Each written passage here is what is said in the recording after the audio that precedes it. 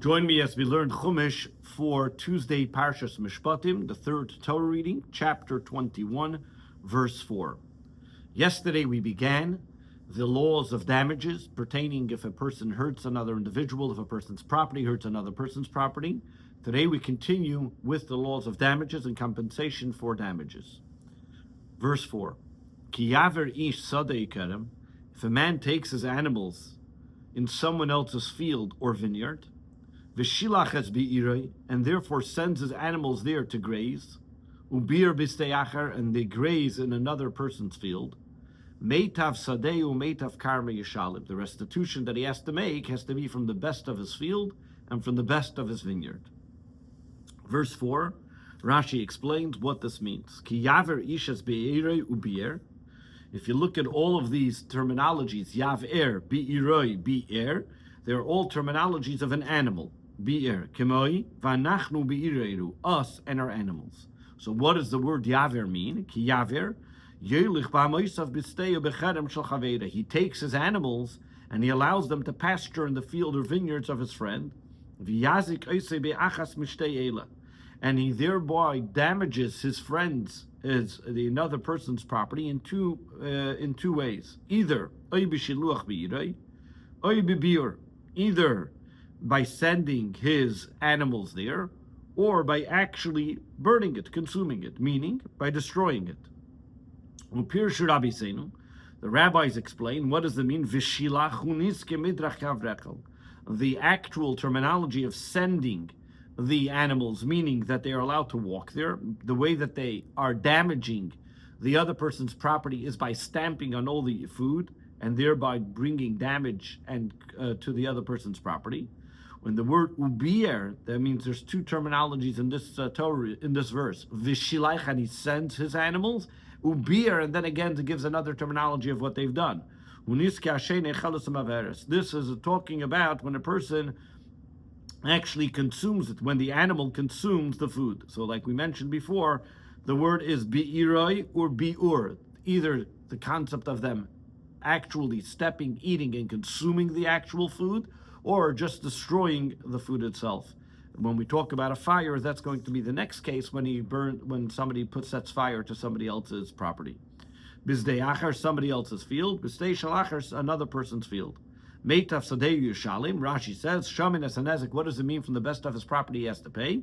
Shamin es hanezek, we evaluate the damage. V'im bol l'shalom likarka d'meniskei, now when the damager has to go and pay for the amount of property that he damaged, yishalim lo meitav sadeu, he has to pay him according to the best of his properties. For example, if the damage was a sela, he has to give him worth a sela from the best of his properties, that the damager owns. Over here, the Torah is telling us that any time a person damages somebody else's field, you have to go to the best kind of field that this damager has, and based on the best quality, you will then give whatever was worth of whatever damages you made to the individual. Verse 5. If a fire breaks out, even accidentally, and therefore spreads through horns, so that it consumes a stacked pile, or a stacked pile of wheat, stacked or standing grain, or the actual newly plowed field, whoever caused the fire to happen has to make restitution from what he has done. Even though the fire may have started on his own property, as we're soon going to learn, still and all, because the fire continued into somebody else's property, and you are now liable the moment you ignite the fire, as we'll see the difference of opinion or how it comes, as Rashi explains. Even if the person lit the fire on his own, in his own place, and then spread to his friend's property. Umatza koitzim, the word koitzim, Rashi translates in Old French krundis, which is thorns, v'nechal godish, and it ate the wheat that was standing, that was already cut. That the fire went into the thorns, and from there it continued to spread onto the wheat that was already cut, or wheat that was already that's still connected to the ground, or to the actual field that may have just been plowed. It consumed all of the plowed field. Now he has to go and replow his field a second time. Shalom yishalom amavir. Even though the person lit a fire in his own property, and it continued to spread because of the thorns that it caught on to. He has to pay because he did not protect and he did not watch that coal that he just ignited the embers that he made should not continue to go. It shouldn't go and damage somebody else's field. Verse 6. And now we come to the Torah talks about guards, co-signee. If a person, you give something to somebody else for safekeeping, there are different levels of safekeeping, as we're going to learn. There are 4 different types of guardsmen.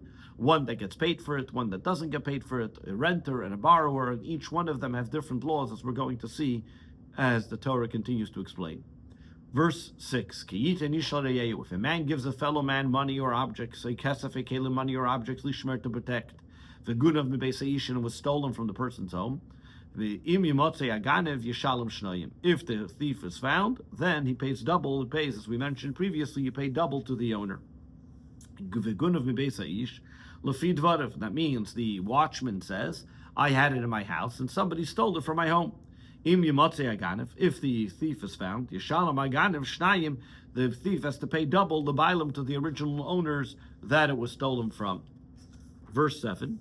What happens if the thief is not found? Then the owner of the house has to approach the judges, the bezdin, that if he did not lay hands on his fellow man's property, that if he was not negligent, and he admits that he says, I did not touch this my property and it was just stolen from my house, then he is exempt from any payment. As we see over here, Rashi continues and explains, if the owner that comes, meaning that the owner of the item comes and tells the watchman, you owe me for the item that was stolen from your house. So therefore this guardsman comes now, Shubalabayis, he is the owner from where the home that it was stolen from. V'nikrav, who does he come to? Eladayanim, to the judges. He has to come to court and swear and take an oath that he did not touch the item that wasn't his. Verse 8, Al kol dvar pesha, in every case of dishonesty. Al sher, whether it's about an ox, al chamer, whether it's about a donkey, al seh, or a sheep, al salma, or a garment, al kol aveda, or anything that gets lost. Asher yemar ki hu zeh, and there are witnesses that testify, this is it, these are the disputed goods. Ad alikim yavid varshneyam, both of the parties should come to the judges in front of judges. Asher yarshiun elikim, whoever the judges should say that they are guilty, Yeshalem Shnayim L'Reyeh, will then be liable to pay double restitution to his fellow man. Let's understand what the verse is telling us. A lot of Rashi's here to follow along what the Torah is saying. Al kol dvar pesha, on every case of where a person, in every case of dishonesty, Yimotze shakra b'shuasei, that you find a liar who in his oath said false testimony, because we have witnesses that say he himself stole it and the oath that he took was false. And therefore the Bezdin has to find him guilty according to the testimony of the witnesses. The Torah is telling us that if somebody says about an item that was given for him to watch and he says it was stolen from me, and then we find he himself stole it, Mishalom tashlumi kefal, he has to pay double. The Amosai, when does he pay double to the owner? When does the watchman have to pay double? When he takes an oath, and only afterwards the witnesses come. However, if before he took the oath that he didn't deal it, and then witnesses come, he does not have to pay double restitution. It's only because he took the oath and he said something falsely, then witnesses come, is he liable to pay. This is how the rabbis explain it in Baba Kama in 63b. V'nikra balabayis, they explain, what does this mean? V'nikra balabayis. The reason why he comes to the judges is to take an oath. Now you may say, how do I know this? When I say you have to bring him to the judges, am I bringing him for a court case or just that he should take an oath? Being that the watchman already comes to court and he says that it was stolen, even if he didn't take an oath. Then he should be right away liable to pay double restitution if the witnesses come and say, we see it in his backyard. How can he say that it was stolen? Therefore, the sages come along and explain to us. Never can. It says in this case, shlichus yad, about a person taking or touching the item which is not his. The nemer lamata later on, when it talks about a watchman who is hired, shlichus yad, that he also has to take an oath. Shuas Hashem tiyah ben shteim l'shalach yad, that he has to take an oath to say that he did not touch it. Ma'alahalan, just like later on when a person denies that he didn't touch it. B'shvua, the only time that he has to pay double restitution is if he takes an oath. Afkan b'shvua, so too, the only time that a watchman will have to pay double the restitution is only if he took an oath and afterwards witnesses come along and say that oath was false, then he would have to pay double. Asher yomer kiyuzeh, he will say this is it, lefi pshutei, according to the simple interpretation. Who is this referring to? Asher yomer ha'eid kiyuzeh, that the witnesses come along and say that this actual item is that he swore that he doesn't own, that is not in his property. They tell him, yes, we saw it in your property. Or this also would mean that then the judges, Yavid Varshneim, the testimony between both of them have to decide who is the guilty and who's not. Yachgru as Adam, they'll have to thoroughly investigate the witnesses.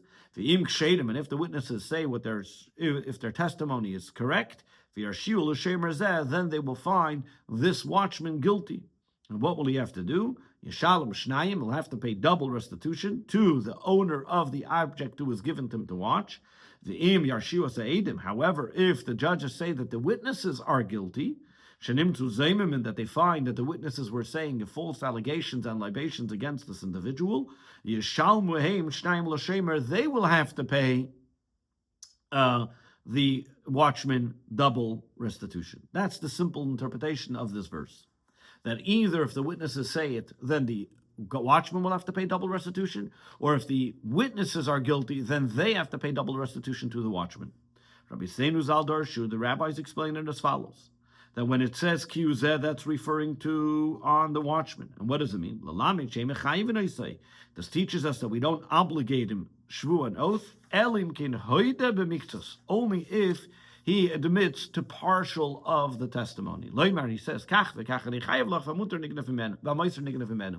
only if the watchman says, yes, you gave me $100, but $50 was stolen and $50 I still have. And then we make him make an oath on the leftovers. That the only time he is obligated to take an oath is where he acknowledges to partial of the testimony. Verse 9. When a person gives something to his friend, a donkey, a share, or ox, a sow, or a sheep, or any animal, lishmer, to protect, to watch, umeis, and then it dies, or it broke, or was carried off, was captured by somebody, nobody sees what happened. Rashi,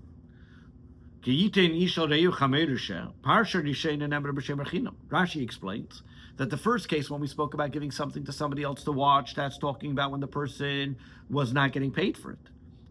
However, therefore he was exempt from any theft. It says, if it was stolen from the person's home.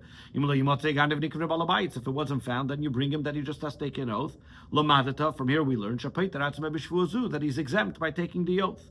But now this few verses that we're going to be learning about is talking about b'shemer sachar, by a hired watchman.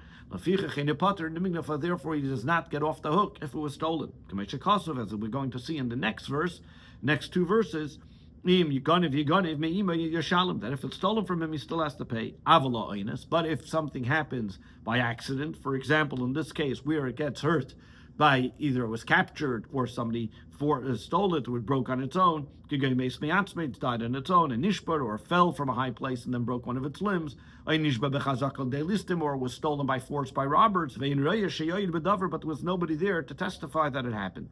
So over here we're talking about a case in this verse 9 where the thing that he was given to watch was damaged, but it was not on purpose, it was by accident, and it was forced upon, he had no choice, he had no way to stop it. Verse 10, so then he has to take an oath between the two of them, that he did not lay a hand on his fellow man's property, and then the owners take it the way it is, have to accept the oath, and he does not have to pay for any restitution for anything. Rashi 10, Shvuas Hashem Tia, Yeshava, he has to swear Shekenu Kedvarav that this is actually what happened.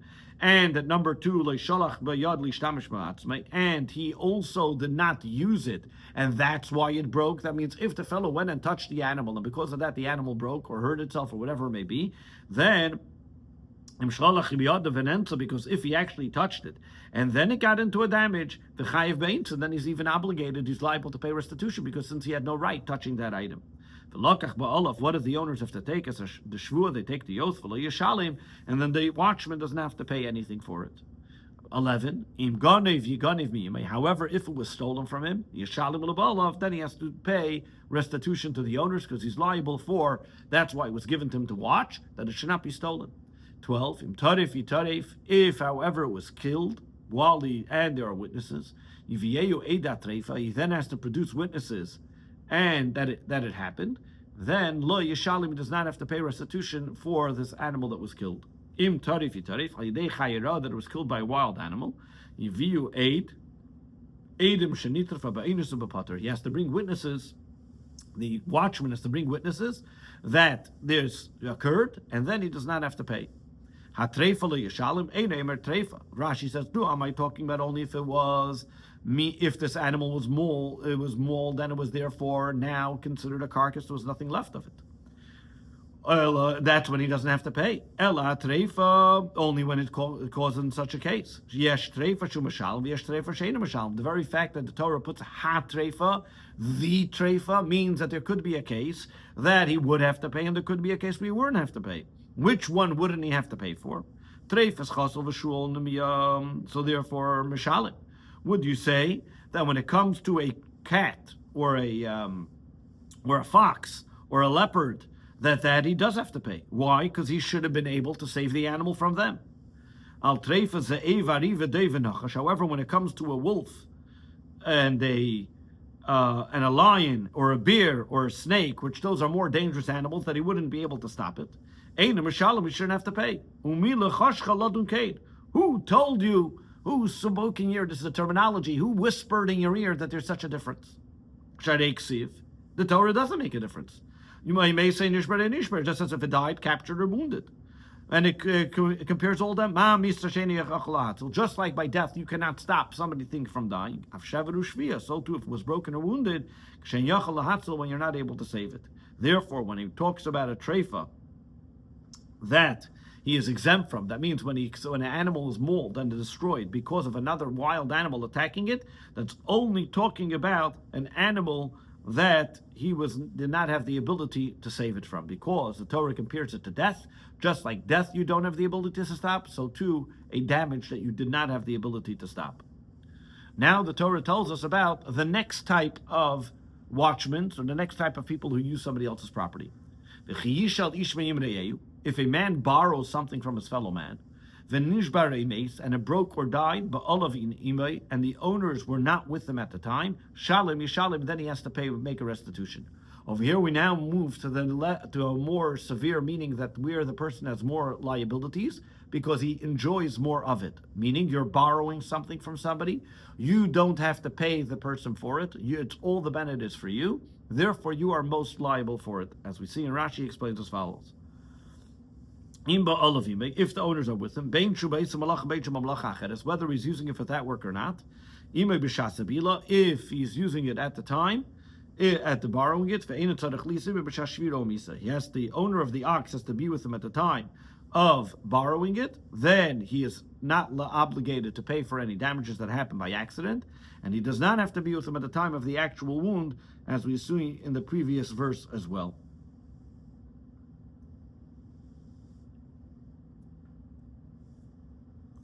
As we're going to see in verse 14.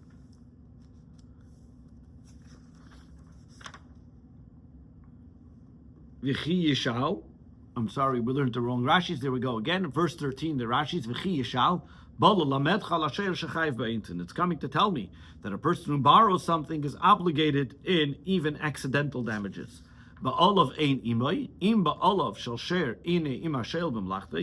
If the owner of the ox is not with him at the time of the work, then he's obligated to pay for restitution. Now, verse 14, continuing on to the case of a hirer. If, however, the owner is with them, is employed together with the borrower that's working with him, lo yishalim, he does not have to make any restitution. Im sachirhu, if he's actually renting it, if the thing was hired or renting the item, then uba bischare, then this comes in exchange for its rental price. Let's see what Rashi says. So now in Ba'alav Imay, what we just mentioned before, the Rashi before, whether he's there at the time of work, whether he's there at a different work, whether he's hired with him at the time or not, if he's employed with him, if he has it with him at the time that he borrowed it, he does not have to be with him at the time that he is employed, that it actually was injured. Im sachiru, if he was hired, that means im asher einer shal ela sachur, this ox was not borrowed from the individual, but he's paying for it. Ba v'schare, haseicher hazeh, this individual who's renting it, liyad haseicher hazeh, didn't borrow it. He does not have all the benefits. Meaning, in the case of borrowing, the borrower gets all the benefits for it. However, in the case of renting it, the owner is getting money for it. Therefore, and therefore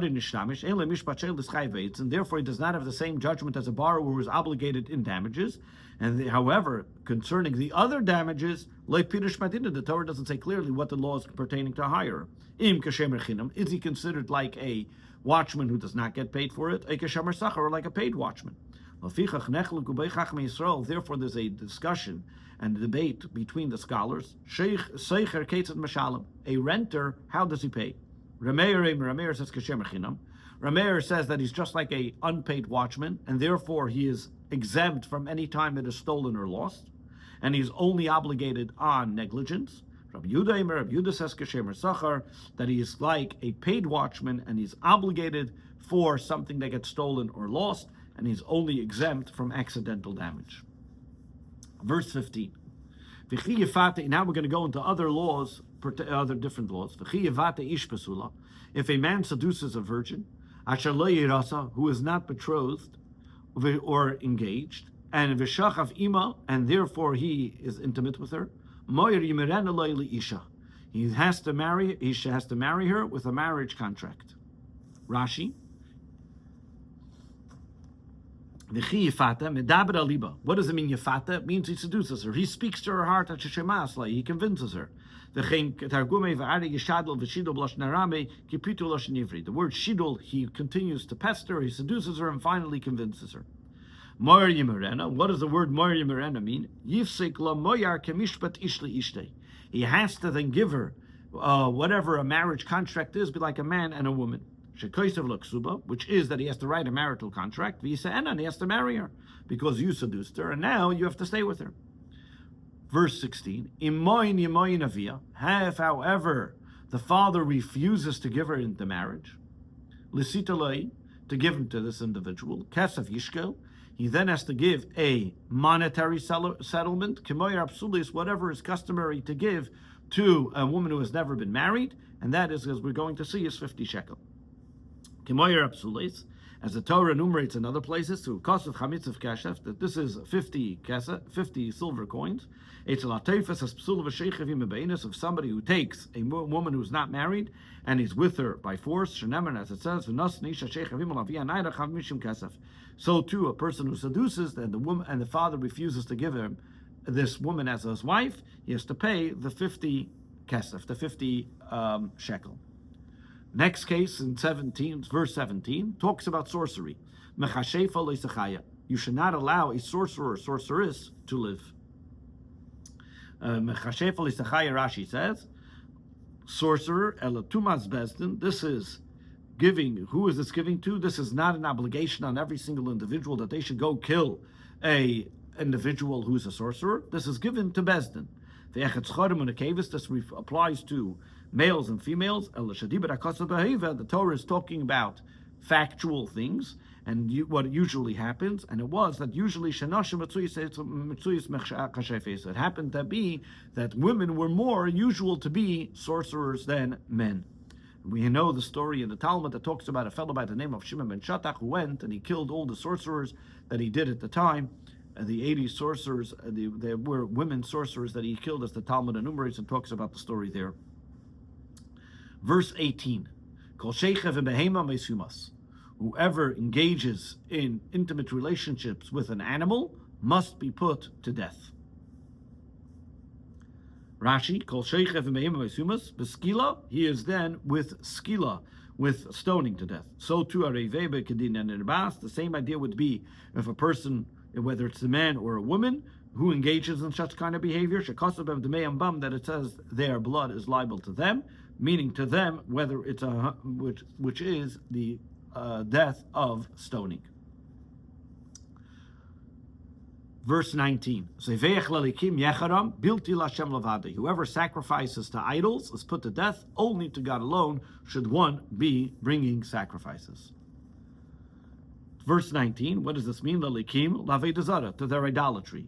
How do I know that it means to their idolatry? Because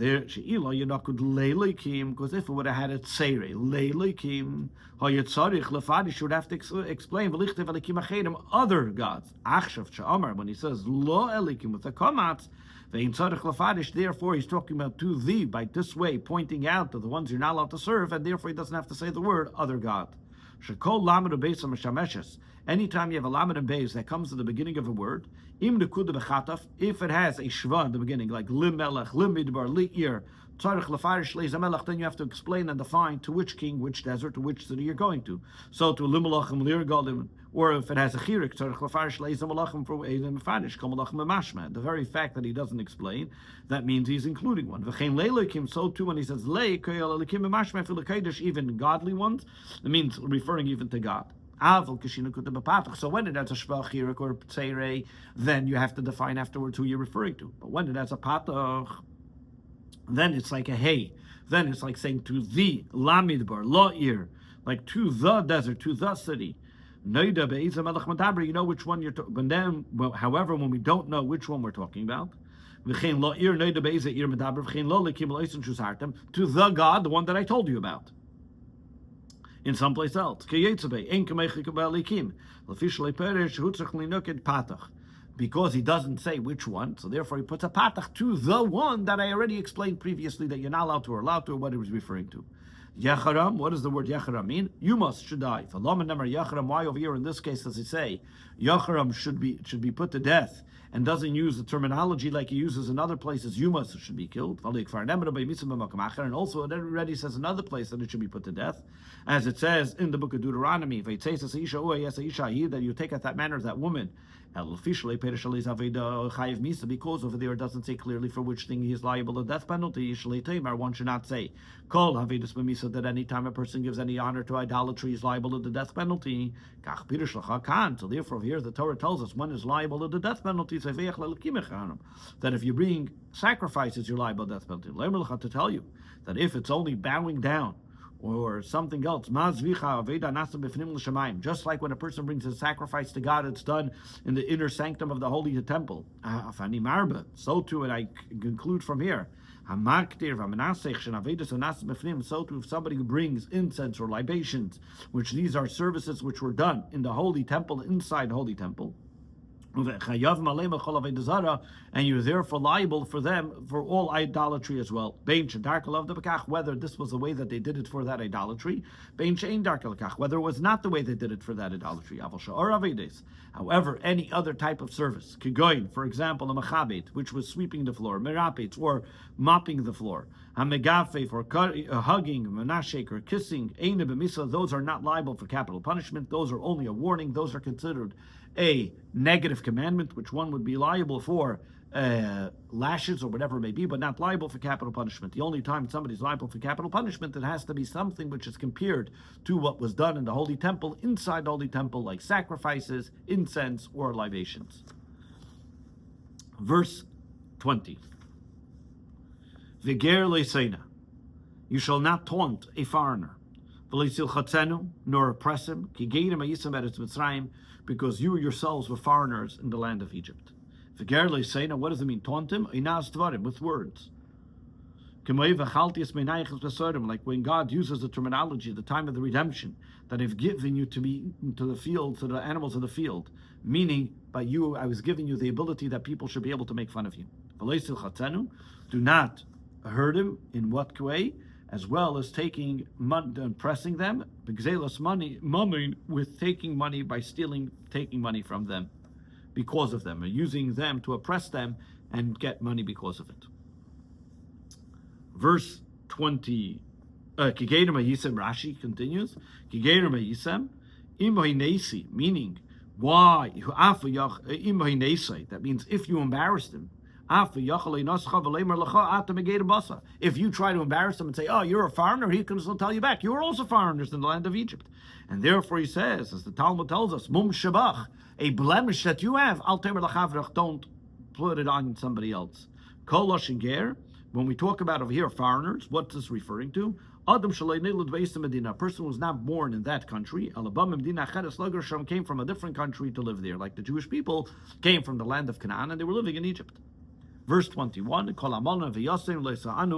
do not cause pain to any widow or orphan. Rashi, this applies to any person you shouldn't cause pain to. The Torah is talking about things that usually happen. These are people that are, so to speak, on the lower level, so therefore people feel that they can take advantage of them. And it was common that people should sometimes take advantage and hurt them and give them pain. If you do cause them pain, for it they will urgently cry out to me, and I will certainly heed their cry. This is a shortened verse. Gizeh, over here the Torah is warning, but he doesn't explain what the punishment would be. Like it says in the book of Bereshit, whoever kills Cain, but Gizeh the Torah warns but doesn't say what's going to happen. So to him, if you're going to hurt them, meaning the Torah is warning us, you're going to get back the same. Why is the punishment so bad? Because God says, they will cry out to me, I will hear and I will take revenge and pay measure for measure. What's the display? What's going to happen? I will display indignation, and I will kill you by the sword. And your wives will then remain widows, and your children will be orphans. Don't I know from the fact that he's going to kill them that automatically the wives will be widows and children orphans? Over here the Torah is telling us two curses. Number one, that the women are going to be not only widows, they're going to be agunas, they're not going to be able to marry. They're going to be like living widows, meaning that they're not going to know, they don't have their husband, they're not going to be able to marry anybody else. There won't be any testimony to say how their husbands were killed, and they will be forbidden to be married. So too the children will be orphans. The Bezdin is not going to allow them to inherit their father's property. We don't know what happened to them. Did they get killed or were they just captive? Verse 24. When you lend money to my nation, to my people, to the poor person amongst you, do not act like a creditor. You should not charge him interest. Bishmal tells us that over here the word every is a passive. That means you're not obligated. Besides three cases where there's an obligation. And this is one of them. It's not if you will loan somebody money, it's when you will lend somebody money. That a person has an obligation to give a loan to a poor person and not charge interest. As Ami, my nation, Ami meaning from the Jew, V'nochri, Ami kedem. If you have a choice between a non-Jew or a Jew, the Jew goes first. Ani v'asher, you can give a loan to a poor and a rich person. However, you have a poor or rich person choice between which one you should give first. Ani kedem, the poor person goes first. Now, if you have somebody from your family and somebody from your city, the family comes first. So if there's poor people from your city and poor people from another city, the poor people from your city come first. This is what the pasuk refers to. Im kesef talve, if ami talve who should you give money? Who should you loan money to? My people and not the nations of the world. Ami, which people should you give first? That's ani, the poor people. Ani, which poor people? Those that are with you from your family, those that have first preference. Another way of explaining it is ami. Do not treat them in an embarrassing way when you give them a loan. Shahu ami, because they are my nation. So ani imach. You have to look at yourself as if you're a poor person, and therefore don't embarrass him, don't nudge him, don't be something which you wouldn't want to be done to you. Don't become like a creditor and coming strong on him to be able to take back the loan. If you know that he doesn't have money to pay back, don't be somebody that's strict on him like you just loaned it to him. Make as if you never loaned him any money. Don't embarrass him. In fact, Jewish law tells us that if you know the person doesn't have the money, you're not allowed to ask them for the money. You see them on one block, you have to cross the street, that you shouldn't see that you're coming to demand the money for them. That's if you know that they don't have the money. If he has the money, that's already a different story. Neshech, what does the word neshech mean? Ribis, interest. Why is interest considered like a snake? Because it's like the sting of a snake. Because it gives you a little sting on your leg. You don't feel it. All of a sudden, and it blows up. And it hits you until the head and it kills the person. So too is interest.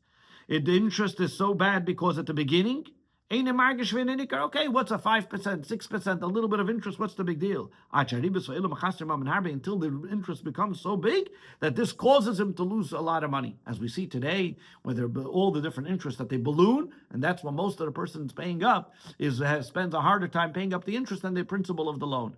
It is interesting to note that always Parshas Mishpatim was traditionally by the Farbrengen, there was an appeal that was done for the Gemach, that Rabbi Yechanan Gordon started, and his son-in-law Shimon Goldman used to make an appeal, Parshas Mishpatim, for a gemach, because in this week's Torah reading was the mitzvah of loaning people money without interest, the concept of a gemach. Verse 25. If you repeatedly take your fellow man's garment, the fellow man's garment, you're taking it as a pledge. Still in all, you should return it to him in the morning until sunset. Rashi, chavel tachpel, lashon chavala. What does it mean over here? When it comes to chavel, usually means a wound. When it comes to it talking about collateral, we're talking about a collateral that the person gives willingly at the time of the loan. That means he wants to get in a loan. That I'm giving you this item as a collateral, so that if I don't pay, you're able to keep it. And this forces the individual to give, to make sure he pays back. So the word chavel tachpel, the reason why the Torah doubles it, many times, Hashem says, how much do you owe me? Because your soul comes up to me every single night, and you have to give it a judgment. And you're obligated to me. And even though, and I'm very nice, and every single morning God returns us our soul. Afata, so too, even though yes, the guy owes you money and he gave you collateral, Toil v'hashev, take it and give it back. Toil v'hashev, take it and give it back. Adbay Hashemesh tishivenu kol hayom tishivenu adbay Hashemesh. Every day, give it to him until sunset. K'bay Hashemesh tachzer v'titlenu. When it comes sunset, you'll go and take it back. Ad she'avi beker shel machar, until it comes the next morning. Ubeksus yema kasem medaber. This is talking about a garment that the person needs during the day. She'ein tzarich labalayla, he doesn't need it at night. Verse 26. For this alone is the person's garment. This is what he has. He in simlosei. This is what he needs for a garment later to cover his skin. He won't have what to have. He won't have what to lie down with. And then he's going to cry out to me, and I will listen, because I am compassionate. Kihikisusei, zutalis. This is the garment that he needs to wear, simlasei, or the garment, the shirt that he has to wear during the day. He won't have anything to put on his bed. Meaning, if it's something that he needs by day, you have to give it to him that he has it during the day. If it's something that he will be able to have it, so he'll have something that he'll be able to wear during the day, and therefore God says you have to be compassionate to a person that you are loaning money to. This concludes the Torah reading for Tuesday, Parshas Mishpatim.